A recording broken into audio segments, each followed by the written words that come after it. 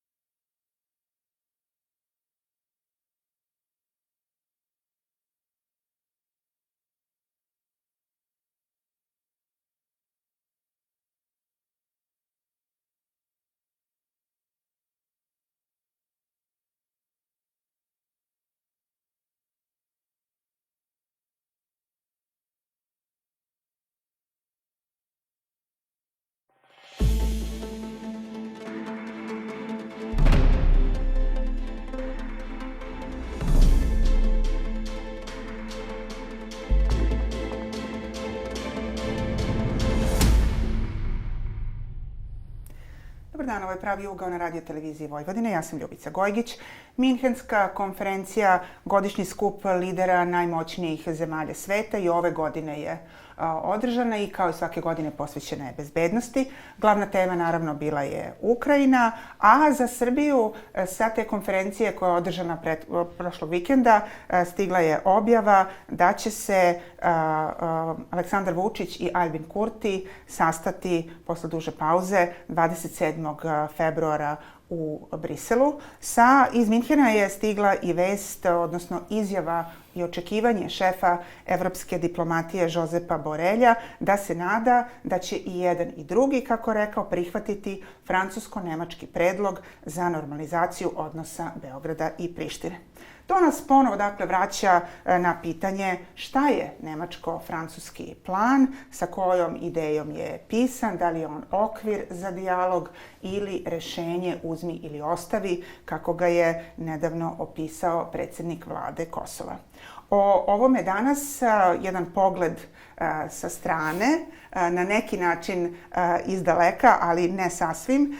Dakle, o ovoj temi danas u emisiji Jakov Devčić, direktor fondacije Konrad Adenauer u Srbiji i u Crnoj Gori. Dobar dan, hvala što ste došli. Da kažemo, fondacija Konrad Adenauer biste do pre nekoliko godina još važniji gost, jer je Konrad Adenauer fondacija Demohrišćanske partije Nemačke, ali ste odličan gost da govorimo i o ovom nemačko-francuskom predlogu, ali i o tome šta je Srbija Nemačkoj danas kada na mestu kancelara je Olaf Scholz, a ne više Angela Merkel, koja je ovde dugo bila veoma važan i političar broj 1 evropski. Hoću prvo da vas pitam o Minhenskoj konferenciji i toj temi dijaloga Beograda i Prištine i na tom skupu. To nije bila najvažnija tema, ali to jeste bila važna tema. Šta to vama govori? Hvala prvo što su me pozvali, iako nismo toliko važni više. Naprotiv, vrlo ste važni, ali sad na drugi način. Hvala. Ja mislim da je ova Minhenska konferencija sad bila dobar trenutak za srpsku stranu, pa tako i za stranu sa Kosova. Da se sastanu sa najvažnijim ljudima na marginama konferencije, kao što ste rekli, to nije bio, naravno, nije bila glavna tema. Glavna tema je bila Ukrajina, pa tako i sukob između Amerike i Kine, ali se govorilo i o pitanju rešenja na Kosovu. Ja mislim da je to sad bila, da kažem, dobra mogućnost da se još jednom, da kažem, kreira pritisak, pa tako i interesovanje za sljedeći sastanak 27. februara.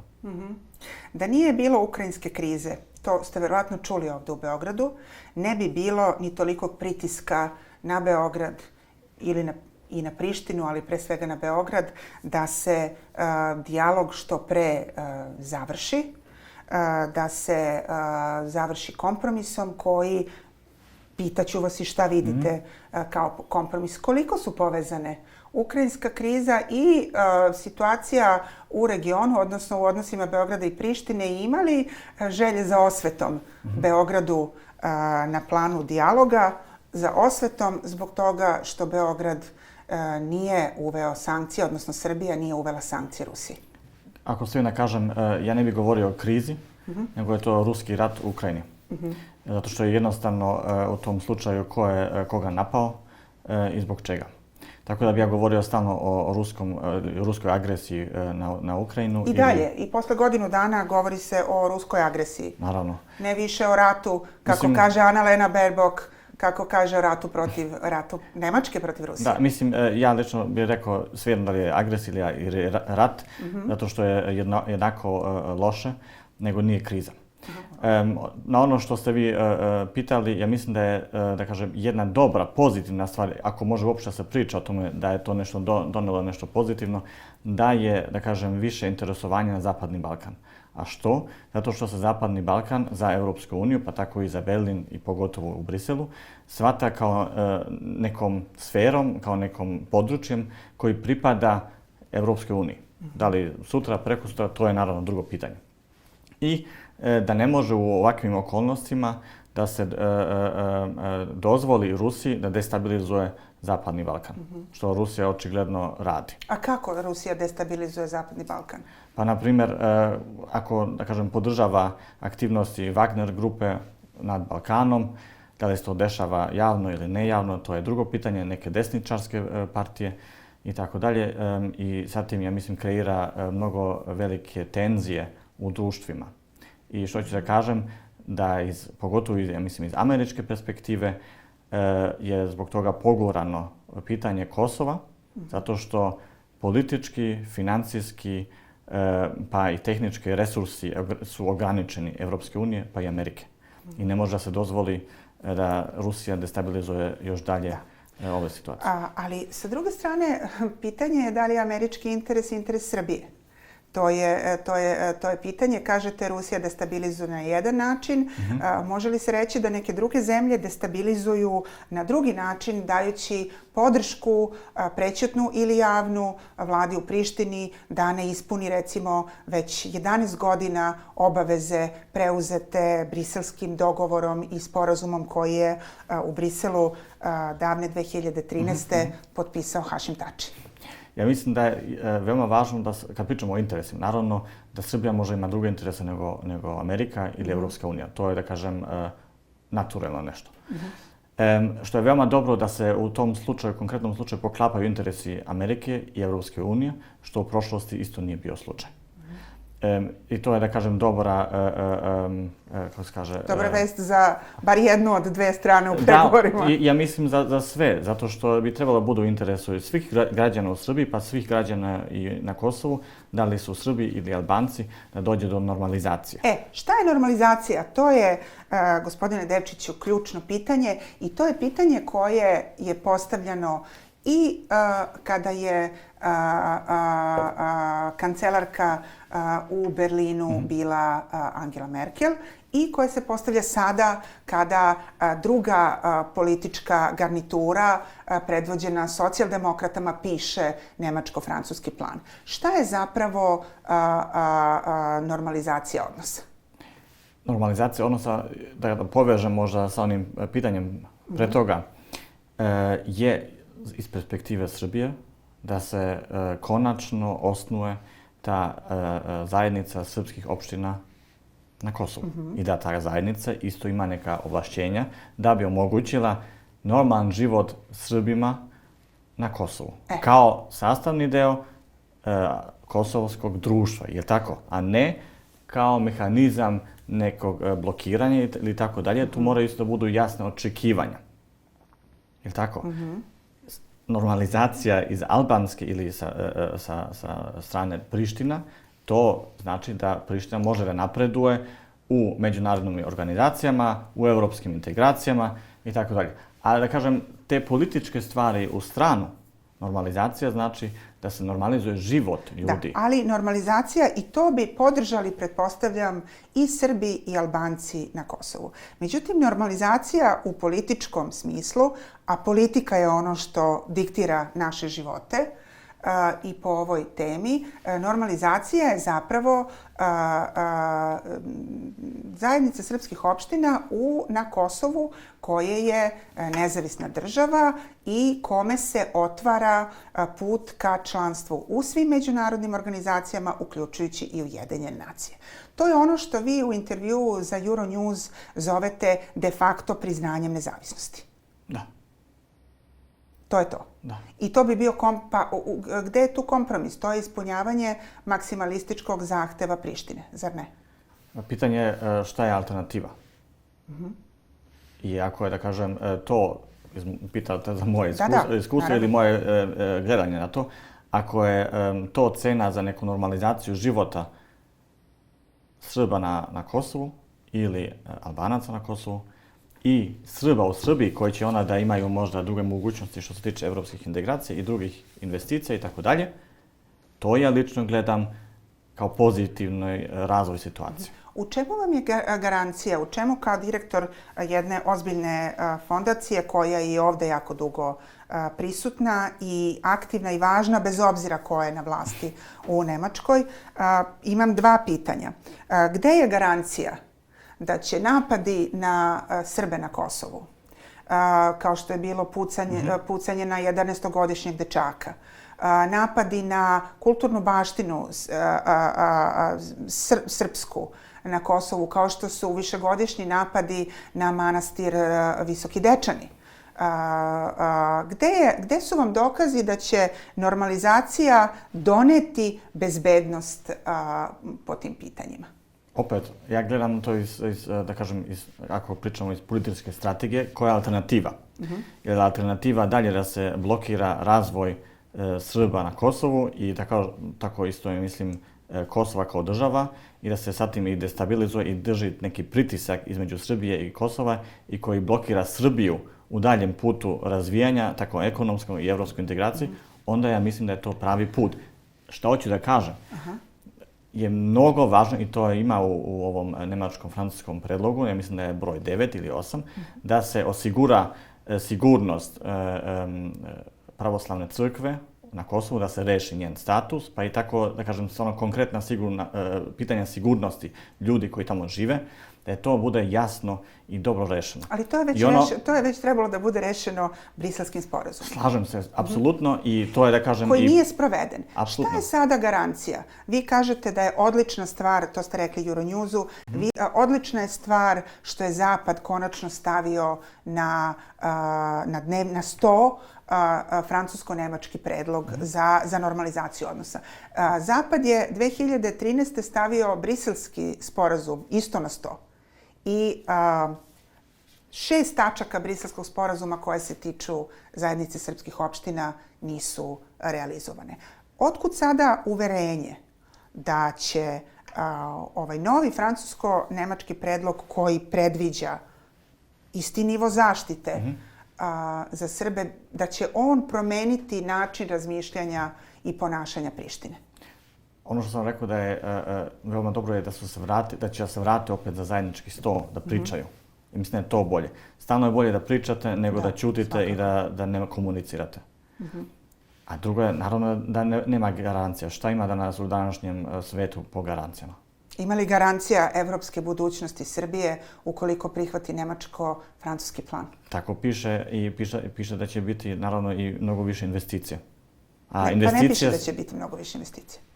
Ili piše da vi znate. Piše da će biti mnogo više investicija. Jer moji izvori kažu da investicije se ne pominju, kao i da se ne pominje članstvo Srbije u Evropskoj uniji kao izvesnost. Mislim, što znači izvesnost? Neće da vam da garanciju neko... Izvesnost 2030. se pominje kao godina ulaska Srbije u Evropsku uniju. To bi naravno bilo nešto veoma novo, zato što bi zatim Evropska unija promenila politiku proširenja, a ta politika proširenja nije bazirana na neki datum 2030, 2040, nego na onome što se ispuni ili ne ispuni.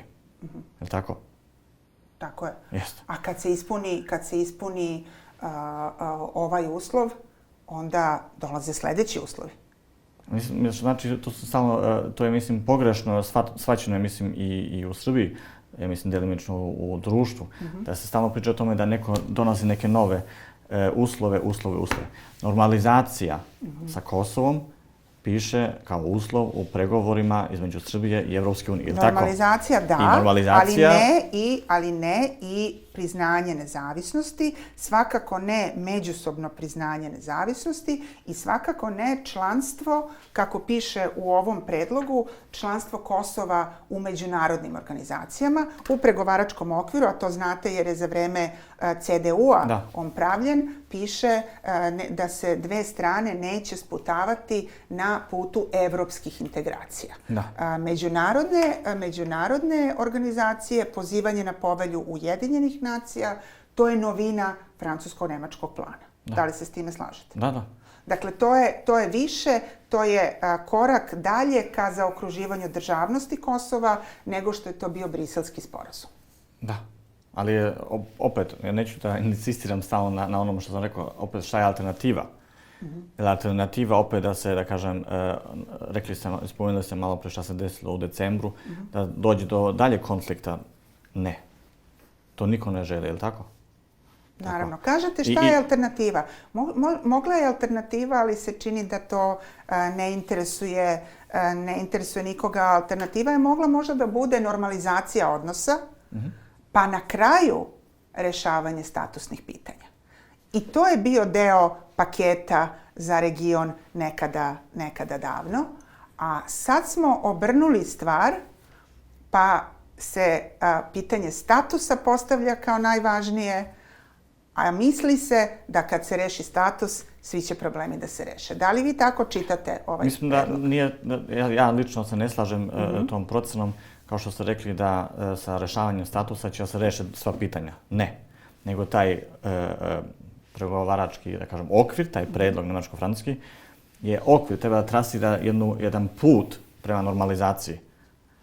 Prema normalizaciji odnosa što se tiče trgovine, što se tiče razmena, što se tiče jednostavno jednog zajedničkog života u regionu, koji, nadamo se svi, jednog dana će biti kao ceo region deo Evropske unije. Da će da bude svejedno ko ima koje granice, zato što će bude sve otvoreno. Ali prvo granice moraju da se iscrtaju, pa će onda biti svejedno. Da.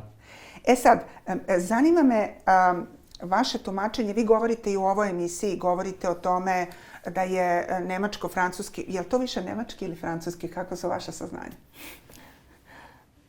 Mislim, gledalci znaju ko ima najviše uticaja na Zapadnom Balkanu, da je to Nemačka ili Francuska. To je Nemačka. Nadam se da ne grešim. Tako je. To je bila Nemačka. Da. Ne znam da li je sada. To je bila Nemačka Angela Merkel. Da li je i dalje Nemačka Olafa Scholza najuticajnija na Balkanu?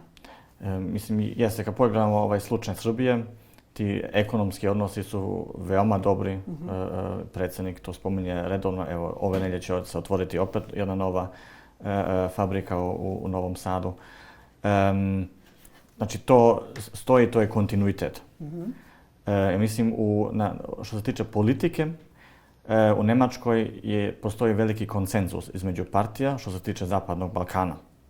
Tako između CDU i socijaldemokrata, pa i tako između liberala i zelenih, što se tiče toga tumačenja da Srbiji mesto u Evropskoj uniji. Ali postoji razlika po kojim uslovima i kako ćemo da komuniciramo te uslove.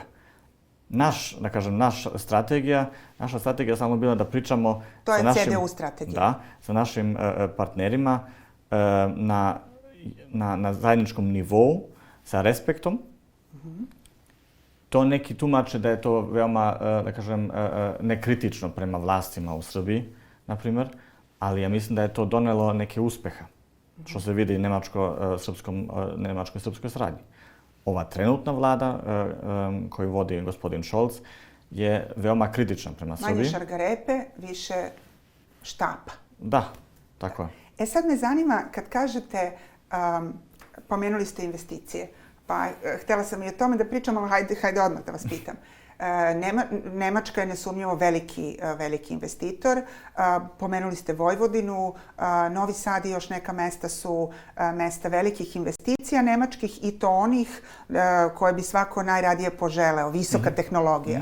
Dakle, ne nužno mesto proizvodnje jeftinih proizvoda za male plate, nego visoke tehnologije.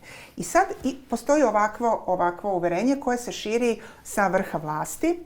Ukoliko Beograd ne prihvati ono što vi zovete pregovaračkim okvirom, ali neko zove i planom uzmi ili ostavi, dakle, planom koji samo možete da potpišete, a o njemu vi nemate šta da razgovarate, ukoliko se to ne bi desilo, dogodile bi se zaustavljanje investicija i ove koje pominjete za koji dan, a ove koje su tu, one bi se spakovale i polako vratile u Nemačku. Ima ovde jedan broj analitičara koji smatraju da su i sve te investicije bile dobrim delom politički motivisane.